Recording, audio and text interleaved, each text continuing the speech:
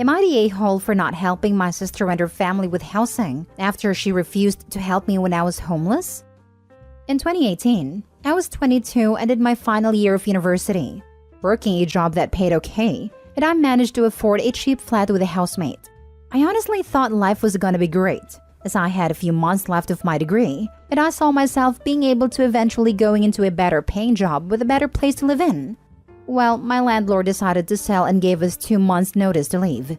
I had no hard feelings, and I had every confidence I'd find a place, but man, I got terrible luck.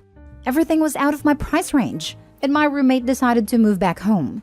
It took me almost my whole 2 months notice to find an affordable flat to rent, and I basically had to wait 4 months to be able to move in. I basically was at a loose end, and so I asked my sister if I could stay with her husband, and their 2 kids, as she's all the family I have, just for a few weeks till I figured something out. I was okay with her telling me no, but she basically was so cruel, and that she told me I wasn't her problem. I should have been more prepared, and that I better enjoy being homeless as she's not giving me any handouts. Not gonna lie, her words hurt a lot, and she was so bitter that I decided to never ask her for a favor again. I ended up just asking a friend to store my things for me, and was couch surfing between her and some other friends for the whole 4 months, whilst having little to no money to my name, as all my money went to the new flat or paying my friends' upkeep for having me. I offered as I felt bad for them having me. I was in the flat for 3 years until I finally managed to save enough for a little 3-bedroom house for me after working my butt off to get a job relevant to my degree. And scrimping. I'm okay now, but I'll never forget how cruel my sister was and how awful being homeless was. I'm 26 now and have gone low contact with her. I never really hear from her unless she wants something, and she told me that basically her and her family cannot afford their mortgage due to the rates going up. She says they're going to have to sell the house and find something cheaper, and ask if they could stay with me for a while. She said she could pay something, and even the kids could share a room, and I told her no way in hell. I told her I was sorry for her situation, but that she made it clear years ago she wasn't responsible for me, so I'll extend the same courtesy to her. Now she is saying I'm a heartless a-hole and ruining her kids' lives. Edited to add, I should add that her kids are my nephews, but I barely know them. My sister and I have an okay relationship, but it's clear I'm an afterthought to her. When I say she only messages when she wants something, I mean like she'll send me pictures of the boys, then immediately ask for money to get them something. Stuff like that. From what I know, the boys are pretty spoiled. They are 8 and 9, and I have literally only been around them a handful of times. My sister is 10 years older than me, and bailed out on home when she was 17, so I guess I'm like a stranger to her. The boys and my brother-in-law are all similar to my sister. Only ever interested in me if they want something, so any hopes of a relationship don't seem to exist, I guess. Now for the top comments. Not the a-hole. She has already proven how toxic she is. You do not want that for a roommate. I'm very sorry that anybody will be homeless, even your sister, but that doesn't mean that I have to take them in. If you let her move in, you may never get her to move out. Given her history, it seems unlikely she would give you any money. Forget money. She's not even going to give Opie respect. That is not the sort of person you want in your home. Yep, I was thinking that if Opie lets the sister and her family move in, then they will take over the home. The brother-in-law and sister-in-law will take control and try to push Opie out of their home by making it too much their own, and will also want Opie for childcare all the time. They showed who they are, Opie. Perhaps they should heed their own advice and plan better next time. Not the a-hole. Karma at its finest? Obviously, there is no joy to be derived from in a bad situation. But honestly, she has no leg to stand on, considering that she refused her being to do the same thing for you. And in her case, she also has a family which would crowd your own house a lot. You can rest easy knowing you treated her like she treated you. And if she doesn't like it, she should have thought about it before, when you were the one in trouble. If you want to do anything nice about it, I would take care of kids, because kids are not at fault for the parents' actions.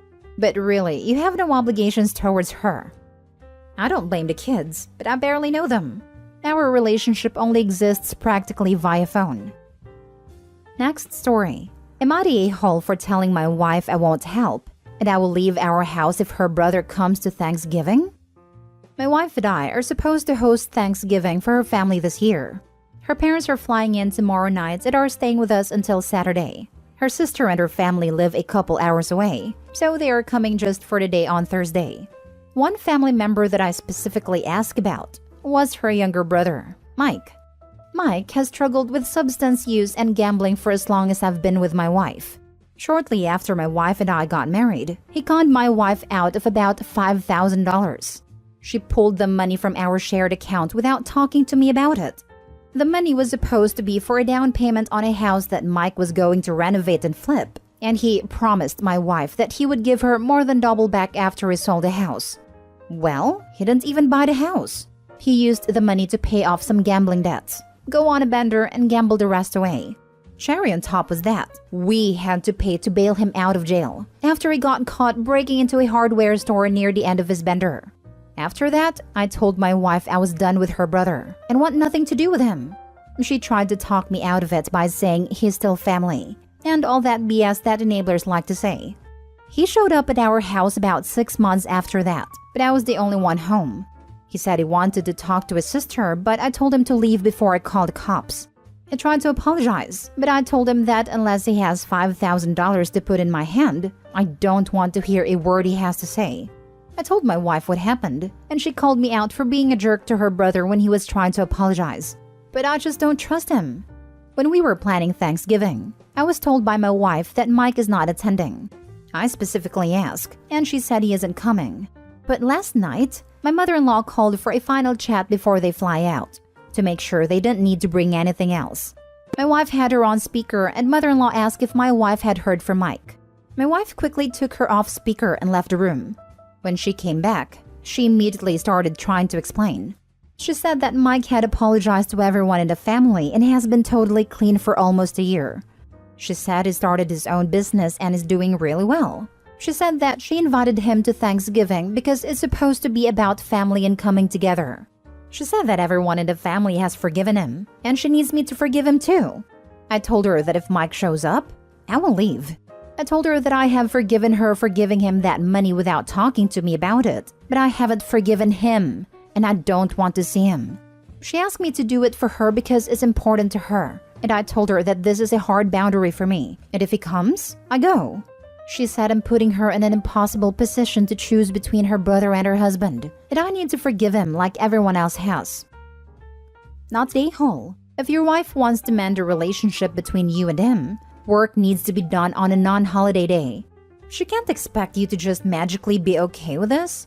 The fact that she lies to you about his attendance and was just going to surprise you with it is another kettle of fish altogether, and would already have me questioning a lot of things about your marriage. I'm guessing that my wife thought that if Mike showed up with her entire family there, they could have a kind of mini intervention and convince me to forgive him because they all have. But to me, it feels like an ambush. That's because it is an ambush. Even if Mike doesn't come, you got a big problem. I'd start looking up marriage counselors if I were you. This exactly, OP. Your issue isn't that you can't trust Mike, it's that you can't trust your wife. I think regardless, the bigger issue is your wife constantly does things and then talks you down about how big of an issue they are. Dude, she's not communicating with you responsibly in your relationship. Seriously. First, she goes behind OP's back to steal money, then goes behind his back to plan an ambush with her brother. Who knows what else she's doing behind his back? I don't see how she can be trusted after this. Next story. Am I the a-hole for pointing out that my brother lives a very privileged life? My 45 male, older brother 51 male lives with me. He's never really been good at life. He's had a few jobs here and there, but mostly just stuff like Walmart, McDonald's, and he delivered pizzas for about a month. He's never held down a job for more than 60 days. He dropped out of high school and never bothered to get a GED, let alone any college/trade school. He mostly just sits in his room drinking my booze, smoking my pot, and eating my food while he plays whatever JRPG he's currently obsessed with. I don't mind this. I truly don't. I did well in life and my wife invested our money very well, so we're comfortable. I have more than enough resources to support him fully for the rest of our lives, and I intend to do so. He's not taking food out of my kids' mouths. He's not cutting into their college funds. It's literally extra money that I would just be squirreling away if I didn't spend it on him. Last night at dinner, my wife told me that her brother lost his job. He worked for a company that recently had a massive layoffs, so it was due to no fault of his own, and asked me if we could float him some cash for bills and stuff while he finds a new job. I told her to have him send me an estimate of how much he needs to cover 6 months, and that was that. Or so I thought. My brother proceeded to head over to Facebook and post a rant about how people need to be more self-reliant and not ask for handouts they didn't earn. He didn't mention my brother-in-law by name, but it was pretty clear that that's what triggered his rant. I commented on his post and I asked him how living off of me for the past 9 years was self-reliant. I told him that he is in an incredibly privileged position because not everyone has a millionaire brother to pay all their bills for them. I also asked how the allowance I give him every week is not a handout. Anyway, a bunch of his friends from his video game started clowning on him in the comments. Apparently, he tells people online that he's an investment banker. So he deleted the post and has not come out of his room since. There's an ensuite bathroom, don't worry. My wife says it was messed up for me to call him out publicly like that, and that I could have been more respectful about it. And my aunt is furious with me for airing the family laundry. So I kind of think I might be the a-hole here. Not for what I said, but for the fact I said it publicly. But at the same time, I don't feel like the a-hole because his rant was public too. Now for the top comments. Not the a-hole. A prime example of fool around and find out. I'd kick him out to prove a point, honestly. No way I could do that over this. It'd be one thing if he were dangerous. Like, I'd toss him out in a heartbeat if I felt we weren't safe with him here. But being a bit of a prick isn't enough for me to make him homeless. And that's what I'd essentially be condemning him to. There's nowhere else to go, and he has no skills that could make him enough money to survive. Even still, you should stop coddling him. He can't even work at Walmart for longer than 2 months? He said it made him feel like a slave to the capitalist machine, so he had to quit. He also didn't want to sell hours of his life $8 at a time, which honestly I kind of agree with. $8 per hour is insanely low. Even a cheap apartment out here is $600 per month. So that's like 2 weeks of full-time work before taxes, just to pay rent. Rent is supposed to be a third of your income, not half. So he feels working for a place like Walmart, which to be honest is the only type of place someone like him can work at this point, is being a slave to the capitalist machine, while he criticizes handouts being provided. Not the a-hole, obviously. You are saving this man's life, and he's insanely lucky to not be homeless right now. Not the a-hole. He decided to do something unnecessary in public. Your aunt seems very fond of him. Will she be taking him in soon? She literally can't. She's in publicly subsidized senior housing. They can't even have overnight guests, let alone move someone else in with them. They'd both end up on the street.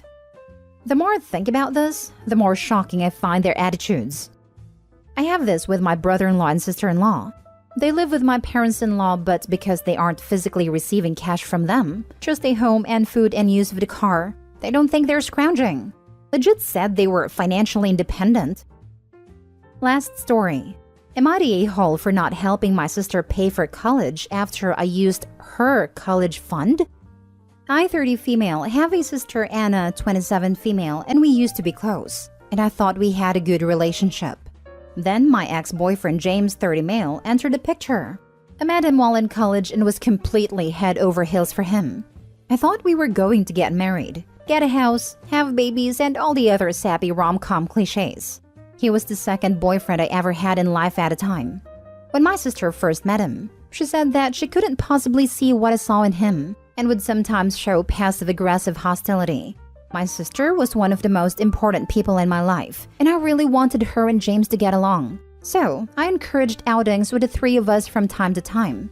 Then one day I got sick at one of the planned outings, but insisted that it was okay for James and Anna to go without me. After that, Anna and James became more friendly with one another, and I was actually happy. Until one day, my parents sat me down and told me that Anna was pregnant and how she was going to marry the father. I was shocked, and when I asked who the father was, my heart was shattered when they told me it was James. Anna was staying at our grandparents' house in another state, but when I went to confront James, his sister came out and apologized to me for the situation, and that their parents and mine were pressuring Anna and James to marry after they got caught. I was so distraught. And to make it up to me, my parents offered to pay for my trip abroad, as well as grad school while giving me an allowance. They told both Anna and me that the money was going to come out of whatever they had saved for her college expenses as restitution to me, and said that Anna needed to focus on being a mother first and that school would have to come later. After spending a lot of weeks sobbing over it, I agreed to their offer and stopped speaking to Anna and James. Fast forward to now. James has passed away and Anna has 2 kids to support. She's yet to find a job that will pay her enough and decided to go back to school. Anna is struggling really hard with her finances and asked me if I would be willing to loan her the money and that she'd pay me back after graduation. I have the money and she knows it, but I told her no. She got upset and called me selfish because by punishing her, I was effectively going to make her kids suffer as our parents are no longer in a position to help. I've started to get messages from people stating that I owe her for taking her college money and calling me the golden child, but I don't see it that way. Am I the a-hole? Edited to add, my sister was 18 and a senior in high school when she met James. She was 19 or 20 when she gave birth. Technically, the money my parents gave me out of her college fund was theirs and just designated for Anna. She had no legal claim to it. When my parents found out that Anna was pregnant, they gave her a choice. Put the baby up for adoption. Keep the baby and marry the father. Keep the baby but don't marry the father and be disowned. Not the a-hole. Continue no contact and live your life. She didn't care about you until she wanted something from you.